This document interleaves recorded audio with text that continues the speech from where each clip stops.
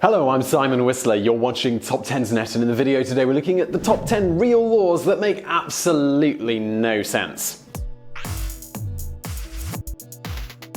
Laws aren't made to be popular, they are made to enforce behavior and allow humans to live together in functional societies. However, across the world there are some laws that just don't make sense. Some aren't enforceable, some are anachronistic, and some defy facts and/or logic. In the video today we're looking at 10 examples of regulations that are going to make you say, seriously, that's a law? And starting off with number 10, women in Saudi Arabia are not legally allowed to drive. Saudi Arabia is not exactly known as a bastion for women's rights. Women in the kingdom, which is governed by Sharia Islamic law with a strict Wahhabism interpretation, face numerous restrictions on their day-to-day lives. These religious restrictions, which have the power of law, include a requirement for women to dress conservatively and cover their hair, the need for a male guardian when venturing out in public, and a restriction that requires women to get the permission of a male relative to open a bank account or obtain a passport.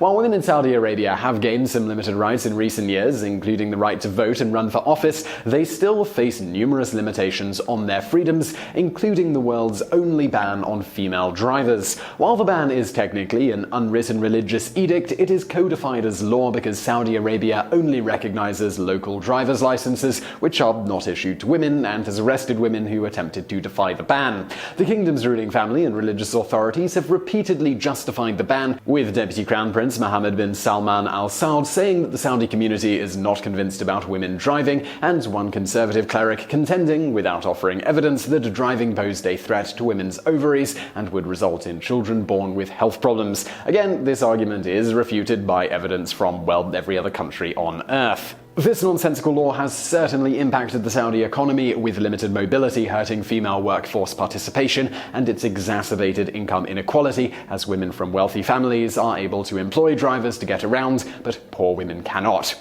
Interestingly, while Saudi women and non-Saudi women in Saudi Arabia cannot drive cars, they are able to fly planes within the kingdom. The first female Saudi pilot was licensed in 2014. Number 9. In Utah, drinks can't be seen by patrons until they are served. If James Bond really wants to be certain his martini is shaken not stirred, he better not drop by any restaurants in Utah. Since 2009, Utah law requires restaurants to prepare mixed drinks behind a 7-foot partition, often made of opaque glass, out of the view of restaurant patrons. This so-called Zion curtain, a nod to the state's large teetotaling Mormon community, was meant to shield children from the glamour and corrupting influence of seeing a drink being mixed. This is despite any evidence that seeing drinks mixed by professionals would be a potential gateway to underage drinking for Utah youths. About the only good thing you can say about this law is that it is actually better than the alcohol restrictions that it replaced. Prior to 2009, Utah law required customers to become members of social clubs, i.e. restaurants or bars, before you could consume a drop of alcohol on the premises. Basically, getting wine with dinner involved the same procedure as joining a country club, sometimes even requiring sponsorship. The Zion curtain law has been unpopular in the state, with a survey showing that 70% of Utah respondents oppose the law. A revised version of the law, effective of July 1st, 2017, will allow restaurants to forego the Zion curtain, but only if they create an adults-only buffer zone around the bar. Again, the law is better than what it replaced, but still tied to the largely unproven conclusion that the sight of an alcoholic drink being mixed poses an unacceptable threat to Utah's youth. Number 8. In Mississippi, it's illegal to have a second illegitimate child. There are archaic love laws that remain on the books all over the United States that make everything from living together before marriage, gay sex, and adultery criminal acts. These laws are rarely, if ever, enforced, so their continued existence is somewhat perplexing. Mississippi has one particularly strange law of this type, which states, if any person who shall have previously become the natural parent of an illegitimate child within or without this state by coition within or without this state shall again become the natural parent of an illegitimate child born within this state, he or she shall be guilty of a misdemeanor and upon conviction thereof shall be punished by imprisonment in the county jail for not less than 30 days, nor more than 90 days, or by a fine not more than $250, or both. This law has a dark history. It was designed largely to target African Americans and originally classified parenting a second illegitimate child a felony and included a provision that allowed violators to escape punishment if they agreed to sterilization. Fortunately, that version never became law. There was one quirky loophole written into the law. All multiple births would be counted as the first illegitimate child, so if you had twins or triplets, etc., out of wedlock, you had found the only way to legally have multiple illegitimate children in Mississippi.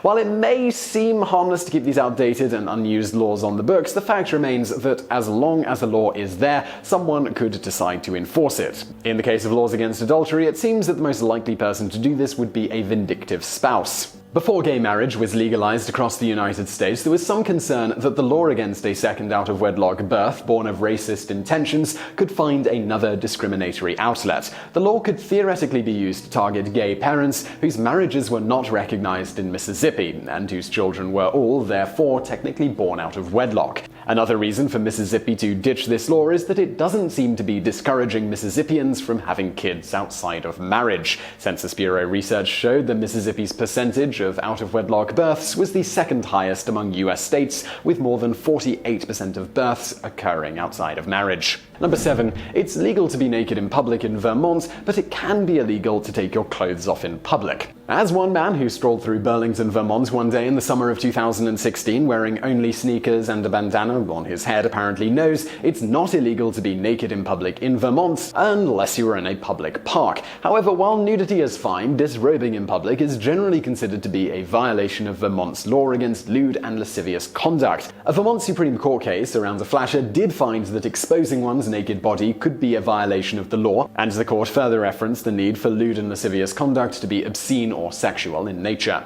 Because it's hard to draw the line between innocently taking off one's clothes in public and being a flasher, would-be nudists in Vermont are advised to drop trowel before they head out in public. When asked about public nudity, Burlington's police chief described the behavior of a man who was walking through busy intersections in the Buff as inappropriate, but not necessarily illegal. He noted that as long as naked folks weren't stripping down in public, harassing people, or touching themselves, there was not much city police could do about it. Number 6. In the US, it is illegal to burn money. Got money to burn? Well, if you're in the US, you can't, at least not legally. Several other countries also do outlaw the destruction of currency. Title 18, Section 333 of the United States Code says that whoever mutilates, cuts, disfigures, perforates, unites, or cements together, or does any other thing to any bank bill, draft, note, or other evidence of debt issued by any national banking association, Federal Reserve Bank, or Federal Reserve System with intent to render such items unfit to be reissued shall be fined not more than $100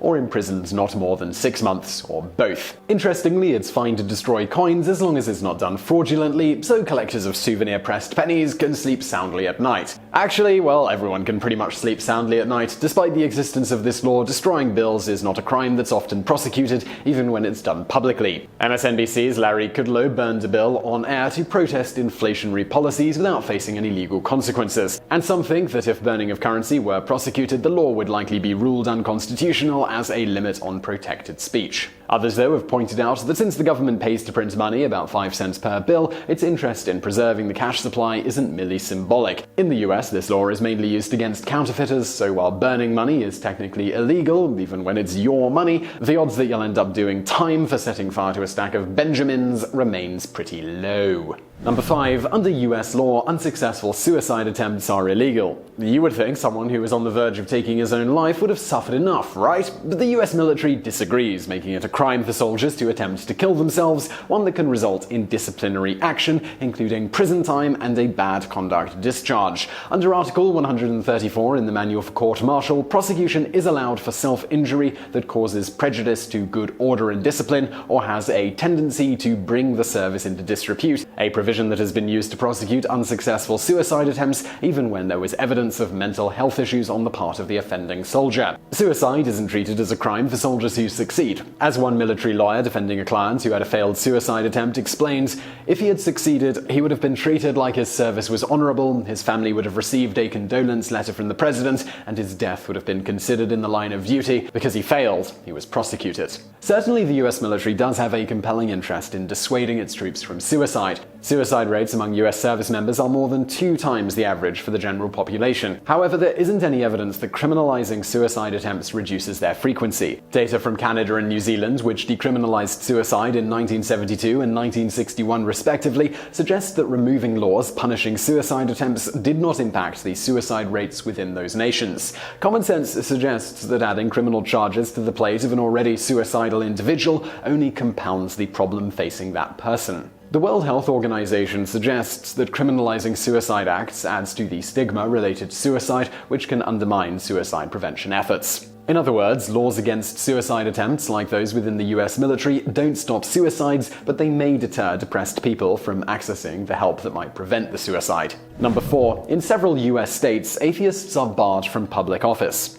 Atheists, those who do not believe in a higher power, have long faced discrimination, and in many places across the globe, that discrimination is codified into law. In 13 Muslim countries, people who reject the state religion of Islam or espouse atheism face the death penalty. In the United States, the situation for atheists isn't nearly so dire, but for a country whose constitution includes several references to freedom of religion, the US has a surprising number of legal restrictions on atheists. In 7 US states, state constitutions bar atheists from public office. Maryland's constitution goes a step further, saying atheists also can't serve as jurors or witnesses. While these restrictions have been rendered unenforceable by a Supreme Court decision, in a case brought by a Maryland notary who refused to take an oath that required a belief in God, that hasn't stopped some from trying to use them to deny office to atheist elected officials. Given that keeping these bans on the books serves no purpose, some atheist groups have been arguing for their removal. Proponents of removing the atheist bans, like Todd Steifer, chairman of the Openly Secular Coalition, say that if illegal discrimination against any other minority group was enshrined in the state constitution,